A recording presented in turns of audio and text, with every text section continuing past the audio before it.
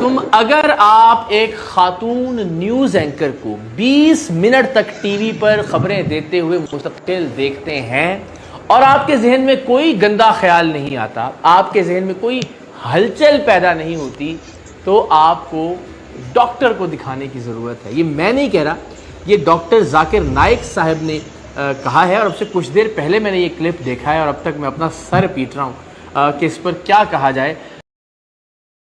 ہماری سسٹر ہے فریحہ ادریس, ان کے ساتھ انٹرویو جو ریکارڈ ہوا وہ مارکیٹ میں جب آیا تو اس میں بھی اسی طریقے سے ایک جملہ لوگوں نے پکڑ لیا, حالانکہ وہ اوور آل گفتگو بڑی اچھی تھی. ڈاکٹر ذاکر نائک نے بڑے اچھے طریقے سے اسلام کا مقدمہ ان کے سامنے رکھا اور بڑے احترام کے ساتھ نظریں جھکا کر انہوں نے گفتگو کی, کوئی شک نہیں اس میں, اور ڈیو رسپیکٹ دی جو دینی چاہیے تھی. اور اس گفتگو میں ڈاکٹر ذاکر نائک کی کئی باتیں ایسی تھیں جو بڑی ایکسٹرا آرڈنری تھیں, لیکن وہ پس پشت ہو گئیں. یہ جو ان سے ایک چھوٹی سی ایک جملے کا الفاظ کا چناؤ ایسا ہوا کہ وہ سب کچھ بیک فٹ پہ چلا گیا.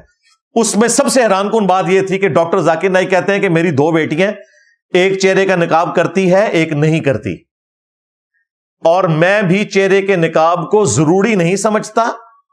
یہ شروع سے ان کا موقف ہے. شیخ البانی کے ساتھ وہ ایگری کرتے ہیں, ہمارا ان سے اختلاف ہے. ہمارا موقف, ہمارے استادوں کا موقف یہی ہے علمی دلائل کے ساتھ کہ عورت کے چہرے کا پردہ بھی ہے. ڈاکٹر اسرار صاحب تو اس میں بہت سخت تھے, وہ تو کہتے تھے چہرے کے ساتھ ایک آنکھ کا بھی پردہ ہے, صرف ایک آنکھ کھول سکتی ہے, وہ بہت زیادہ سخت ہے. لیکن ڈاکٹر ذاکر نائک کا موقف یہ ہے کہ چہرے کا پردہ کرنا افضل ہے, اگر کوئی نہ کرے تو جائز ہے. امام خمینی جو اہل تشیع کے, ان کا بھی یہی موقف ہے کہ چہرے کا پردہ کرنا افضل ہے, اگر نہ کوئی کرے تو جائز ہے. تو ڈاکٹر ذاکر نائک نے بتایا کہ میری ایک بیٹی چہرے کا پردہ کرتی ہے اور ایک نہیں کرتی.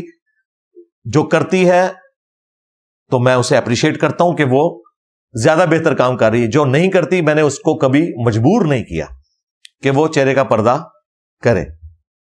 بڑی اچھی بات ہے.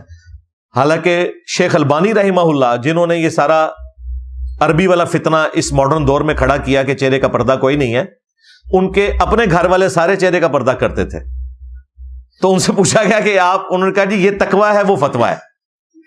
تو مولوی جو ہے نا وہ اپنی فیملی کے لیے یہی رکھتے ہیں کہ ان کو کوئی نہ دیکھے, ٹھیک ہے.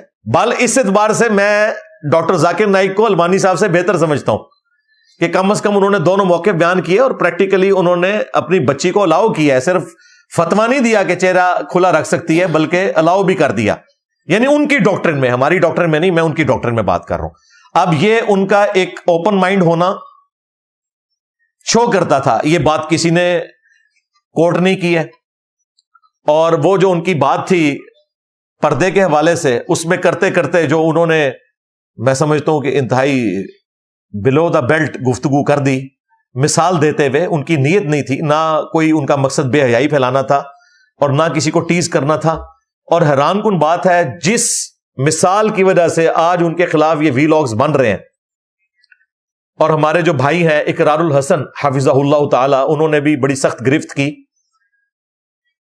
یہ وہ ساری باتیں آج سے 20-25 سال پہلے بھی کرتے رہے, لیکن وہی بات ہے وہ ابھی تک پاکستانی عوام کے ہتھے نہیں چڑھی تھی وہ باتیں, اب چڑھ گئی ہیں. تو آپ نے دیکھ لی, کوئی نئی بات نہیں انہوں نے کی. جس طرح پبلک پراپرٹی والی باتیں ان کی 20 سال پرانی ہے نا, یہ مثال بھی وہ شروع سے دے رہے ہیں. میں نے 2007-8 میں ان کی ساری ڈیویڈیز خرید کے چند دنوں میں ساری دیکھ لی تھی. میں 2007-8 کی بات کر رہا ہوں, آج 13 اکتوبر 2024 ہے. آلموسٹ 17 سال پرانی بات آپ کو سنا رہا ہوں. اس وقت بھی یہی وہ ساری باتیں کرتے تھے. پبلک پراپرٹی والی مثال اس میں بھی موجود ہے, بازاری عورت والی. اور یہ جو انہوں نے مثال دی کہ اگر کوئی میک اپ زدہ خاتون نیوز کاسٹر آپ کے سامنے آئے اور 20 منٹ تک آپ اس کو دیکھتے رہے ڈیش ڈیش ڈیش, وہ تو میں تو اتنی ولگر گفتگو مجھے تو کوفت ہوتی ہے کرتے ہوئے بھی اور سنتے ہوئے بھی. یہ باتیں انہوں نے اس وقت بھی کی نہیں ہے, وہ انہوں نے پکڑ لی ہے.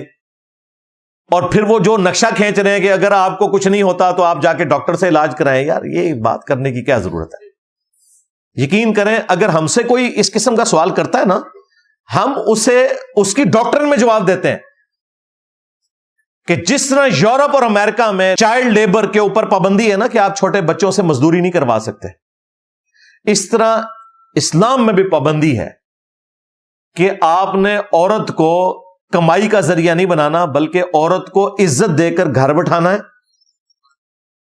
اس کے اوپر جو حاکم مرد ہے اس کی ذمہ داری ہے کہ وہ اس کا خرچہ اٹھائے گا، خواہ وہ اس کا باپ ہو، خواہ وہ خامند ہو، بھائی ہو یا بیٹا ہو۔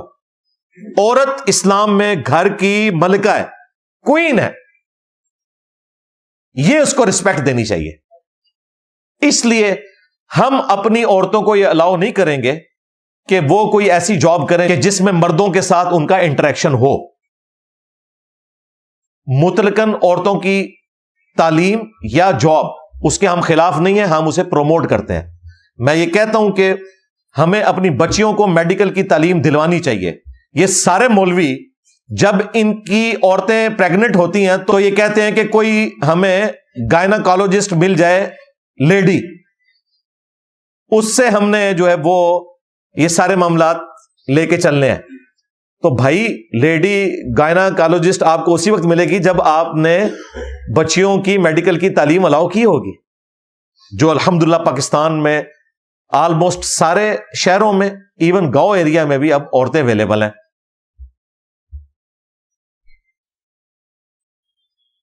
اسی طریقے سے ایجوکیشن میں، یعنی تعلیم کی فیلڈ میں عورتوں کو آنا چاہیے۔